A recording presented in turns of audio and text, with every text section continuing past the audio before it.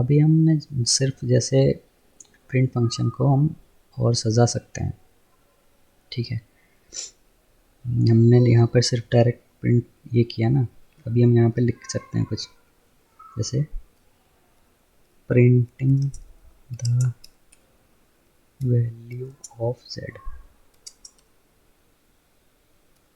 लिख दिया, यहाँ पे प्लस लगा दो, रन कर दो, ये देखिए printing the value of z hello. Space नहीं आ रहा है, यहाँ पे एक स्पेस दे दो, ये देखिए प्रिंटिंग द वैल्यूज ऑफ 0। ये मतलब फॉर्मेट के लिए, समझ रहे हो, आप यहाँ पे फॉर्मेट भी कर सकते हो, आपको कैसा प्रिंट कराना है। अगर आप डायरेक्ट लिखते हो कि आपको x प्लस वाई प्रिंट करना है, तो ये क्या करेगा, इन दोनों का सम यानी कि 3 प्रिंट कर देगा। ये देखिए 3 यहाँ तक आया और फिर इसने 3 प्रिंट कर दिया। यही है आउटपुट वेरिएबल। अभी मैं आपको एक चीज़ और बताता हूँ, ये तो हम क्या खुद से वैल्यूज़ दे रहे हैं ना इसको। अगर हमें यूज़र से इनपुट लेना है, मतलब जब रन किया तो यहाँ पे यूज़र हमें इनपुट दे, ठीक है, तो क्या करेंगे, x equal to input function use कर देंगे और फिर प्रिंट कर देंगे इनपुट गिवन बाय यूज़र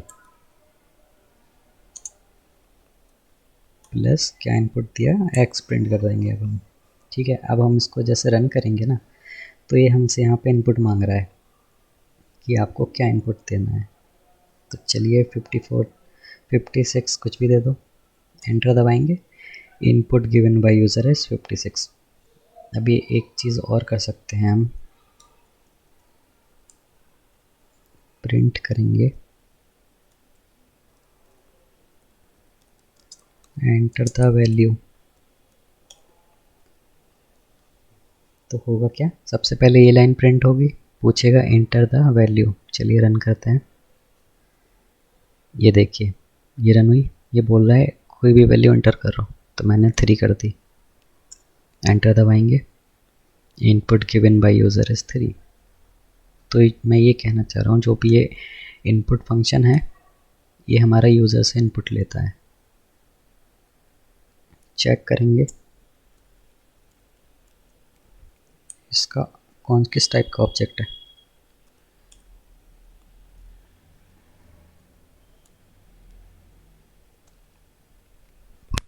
इस बार हम इसको फ्लोट वैल्यू देंगे, input given by user is 4.0 and it is saying कि ये स्ट्रिंग क्लास है।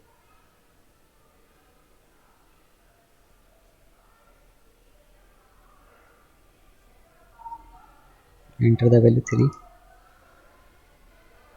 स्ट्रिंग। तो भाई इसका मतलब क्या है, हम जो भी इससे इनपुट ले रहे हैं वो एक स्ट्रिंग के फॉर्म में सेव हो रहा है। जो भी हम इधर पे इनपुट देंगे ना वो स्ट्रिंग के फॉर्म में एक सेव होगा मेमोरी में, ठीक है। अगर हम चाहते हैं कि ये इंटीजर में सेव हो, तो हमें क्या करना होगा, लिखेंगे इंट, इनपुट के आगे इंट लिख देंगे, तो होगा क्या, ये हमारा इंटीजर वैल्यू लेगा। दोबारा मैंने रन किया 34,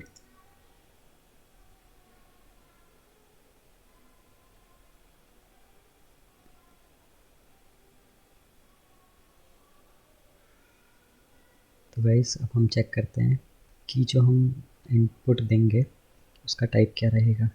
हमने इंटीजर लिख दिया बाद आगे इनपुट के, इसका मतलब ये इंट वैल्यू लेगा। एंटर दबाएं, ये देखिए क्लास इंट, यहाँ पर हमने इंट लगा दिया, इसका मतलब कि हमने इंटरप्रेटर को बता दिया है कि यूज़र कुछ भी इनपुट ले वो इंटीजर ही होगा। अगर चलिए इसको कुछ और इनपुट दे के देखते हैं, जैसे 2.0 दे दिया, 2.8 दे दिया, अब देखते हैं क्या करता। बोला इनवैलिड लिटरल फॉर इंट। हमने तो भाई बोला उसको कि आप यूज़र से इनपुट लो, इंटीजर इनपुट, इसने दे दिया फ्लोट, तो उसने एरर फेंक दिया। अभी इसको चेक करने के लिए ना मतलब ये लिख सकते हो एंटर द इंटीजर वैल्यू, तो इससे क्या होगा, क्या ये इंटीजर वैल्यू यूज़र जो है वो इंटीजर वैल्यू ही देगा। ये पढ़ के उसने देखा कि एंटर द इंटीजर वैल्यू बोल रहा है इसका प्रोग्राम, तो हमें इंटीजर ही देना है, और बस क्लास इंटीजर। तो गाइस यही है इनपुट वेरिएबल। तो गाइस एक चीज़ और मैं आप लोगों को बताना चाहूँगा, अगर हम एक ही नेम से दो दो वैल्यू देते हैं, जैसे कि हमने a=10 कर दिया, हमने फिर a=20 कर दिया, इसको कहेंगे रीडेफिनेशन। मतलब पहले से a डिफाइन था लेकिन हमने उसको रीडिफाइन कर दिया।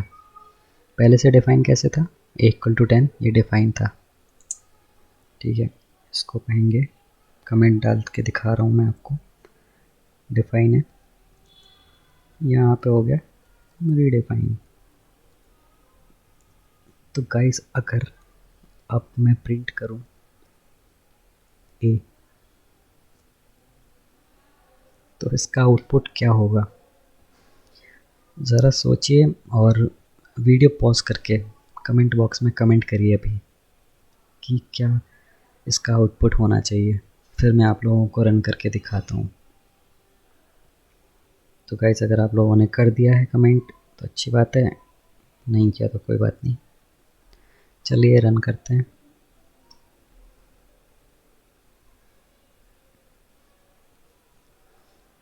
तो गाइस इसने प्रिंट किया है 20।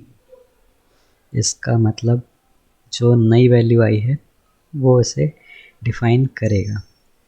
वो क्यों करेगा, जैसा कि मैंने आप लोगों को पहले ही बता रखा है, जब हमने a=10 दिया इसने ये ऑब्जेक्ट बना दिया। चलिए अब हमें, तो गाइस जैसा कि मैंने आप लोगों को पहले ही बता रखा है, जैसे कि a= हमने 10 दिया, ठीक है, तो इसने एक ऑब्जेक्ट बना दिया जिसका वैल्यू 10 है और a उसको डिफ़ाइन कर रहा है। अब हमने क्या किया, तो गाइस जैसे कि मैंने आप लोगों को बता रखा है, हमने a=10 लिया, ठीक है, तो इसने एक मेमोरी ब्लॉक बनाया और उसमें वैल्यू 10 डाली जिसको a रेफ़र कर रहा है। अब होगा क्या, हमने इसको बोल दिया a=20 कर दो भाई। चलिए एक वेरिएबल बन गया, फिर से a, क्यों बनाए फिर से a, क्योंकि हमने कहा कि ये मेमोरी में ये वैल्यू डाल दो, तो इसने देखा मेमोरी में यार ये वैल्यू तो कहीं है ही नहीं, तो इसने क्या किया कि एक और नया ब्लॉक बनाया जिसमें 20 वैल्यू डाल दी, ठीक है। अब हमने असाइन कर रखी है a=20, इसका मतलब जो a वेरिएबल है वो करेगा रेफ़र इस मेमोरी ब्लॉक को, और इस मेमोरी ब्लॉक की वैल्यू है 20। मतलब ये वाली कैंसिल हो जाएगी, ये वाली हमारी काम नहीं करेगी, ये काम नहीं करेगी, ये नया ऑब्जेक्ट को ही रेफ़र देगा। जो हमने नया ऑब्जेक्ट बनाया हुआ है उसमें जो भी वैल्यू होगी उसको ये रेफ़र देगा। यहीं पर यही हो रहा है, जो हमने नया ऑब्जेक्ट बना रखा है उसको इसने प्रिंट कर दिया। तो गाइस ये होती है रीडेफिनेशन। आई थिंक मैंने वेरिएबल्स के लिए काफ़ी सारी चीज़ें बता दी हैं गाइस। आप लोगों को कुछ भी डाउट हो कमेंट बॉक्स में कमेंट करो, अच्छे से पढ़ो, नोट्स भी देखो, बढ़िया। अभी अगले वीडियो में मैं आपको कुछ प्रोग्राम्स दूंगा करने को। चलिए मिलते हैं फिर नेक्स्ट वीडियो में।